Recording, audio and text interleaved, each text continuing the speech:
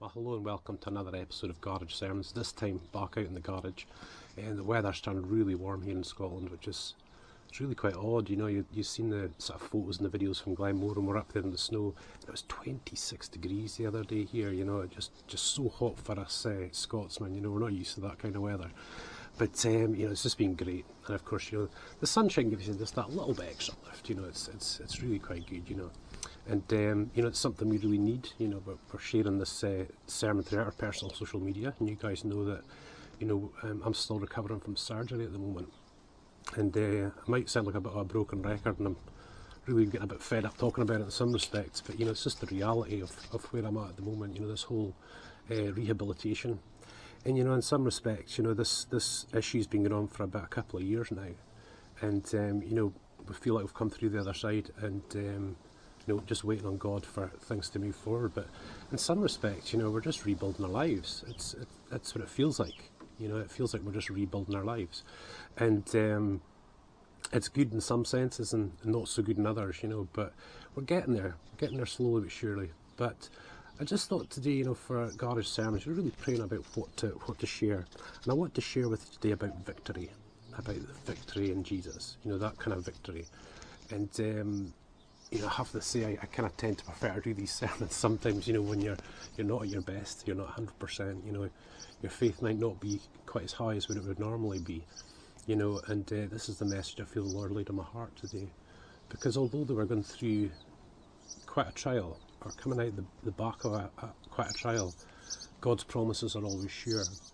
There's a sure victory there, and this is what I want to share about today with you. So along with the chirping birds up in the ivy there and the seagulls cooing and cawing, I thought I might share with you just a couple of victories, that me and Sharon have seen in our lives as Christians, and probably better picking the big ones, but some of you might know that I was called to the ministry in 2002 and were set forward into that ministry, the beginning stages of it in 2009. And but what happened before that 2009 was 4 years of pain, surgeries. I've got diagnosed with ulcerative colitis. I'd had 2 major operations. I've now got most of you guys know I've got a colostomy bag, and probably some of the lowest points of life were hit on in that time, and during that time I just thought, how could God ever use me? Is he using me? Am I still favoured? Am I still called? But boy, oh boy, when God healed and God moved things forward, everything changed. The victory came. And almost immediately, I had this huge sense of well-being again, which I hadn't felt for quite some time. We were recognised and set forward to be the youth and young adult pastors in our church, which was just the best 2 or 3 years of our lives in ministry. I mean, I have to say that so far, I really do. And you kids that are maybe watching this in your 20s now, you'll know that, it was just awesome. But that was the victory. After that 4 years of me thinking, God's not going to use me, I failed in that prophetic word that was given, to it just being turned completely around. And the victory tasted so good, and I have to be really honest, the victory tasted that good that there was actually points where I'd actually said to the Lord, please stop blessing me, because I can't take your love like this. This is too much, I cannot take it. He blessed us so much. And the victory, the vindication, everything falling into place, I just couldn't believe what we were experiencing. It was just absolutely tremendous, And that was quite a major one. And obviously it relates quite well to where we're at the moment, because I'm in a very similar position, health-wise. And of course the big hope is that the big victory comes, shortly. And in a lot of respects, I'm sure it will. I'm sure it will. But others have been some just amazing, absolutely amazing. Like Sharon, we couldn't have children, and Sharon didn't fall pregnant until, was it 2011, I think it was, with Emily, and then with David, and that was a miracle within itself. There's nothing wrong with us. We've been tested, we've been all sorted out. There's just no reason as to why. And then of course along comes Emily and David, the victory, and that victory took 9 years? That took 9 years to come, But just before that, during that time, Sharon had went in for a scan, and they'd found that she had a 9.5-inch cyst tumour on her ovary, which just levelled us, you know. But at that point in time, I knew where to go. You know, let them call upon the elders of the church. So that weekend, we had the elders of the church pray for us, and went back to the doctors the following week, and they looked at the scan photo, and there was absolutely nothing there at all.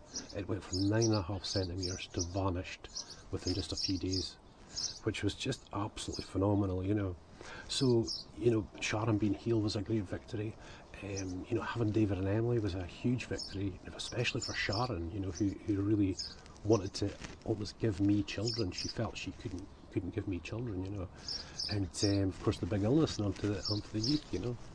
But you know, I've always sort of looked at these victories and these miracles of God, and I look at the healing, for example, and the, you know, the other parts of what he does, and I think the healing's quite easy for him. You know, it's quite an easy thing. You know, his miracles are quite easy as well. You know, they are amazing when they happen, and we all look to that. But they're fairly easy for a God that can, you know, tell a mountain to get thrown into the sea, or, you know, make it rain, make it not rain, make the sun go away, make it come back. You know, these things are quite easy for God.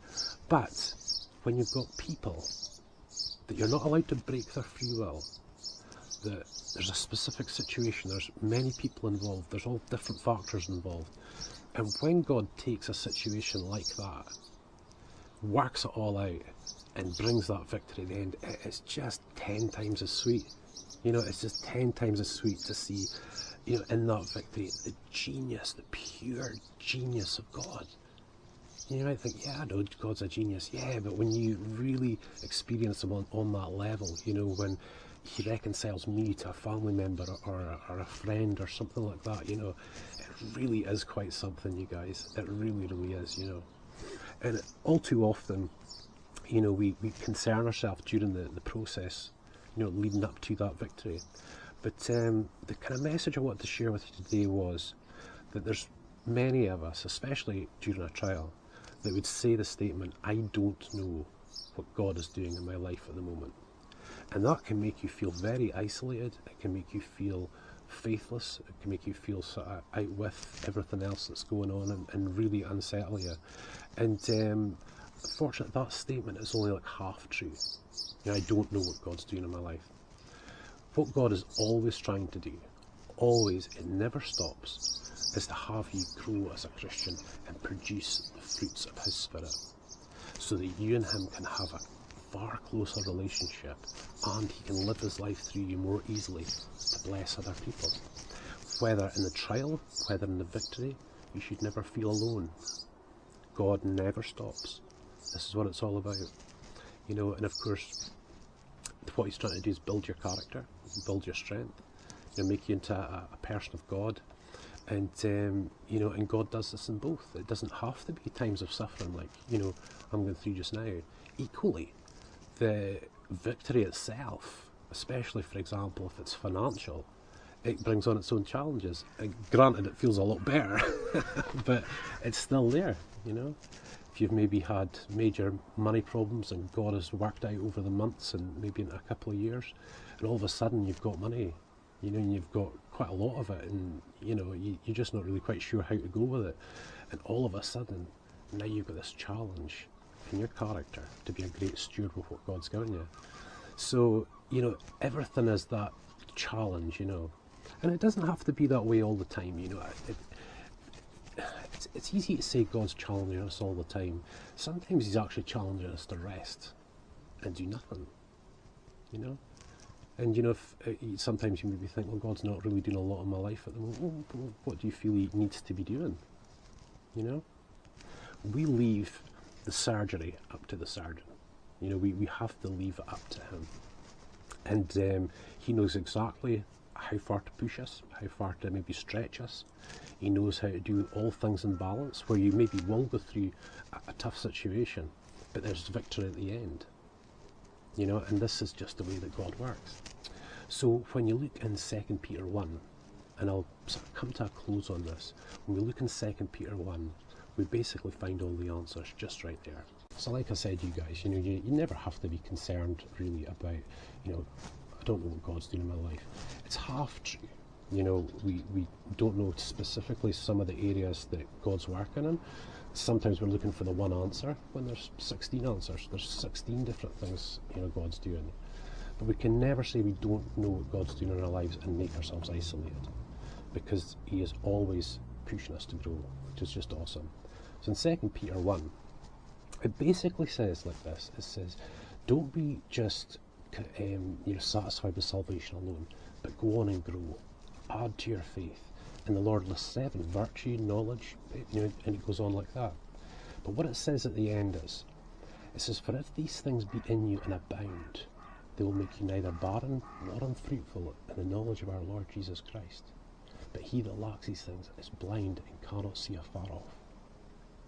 And you see what's just been said in the Scriptures. You see what Peter was saying in the Scriptures by the revelation of the Holy Spirit. What he basically said was, grow and be fruitful, don't grow and be unfruitful. That's what he said. There's no middle area.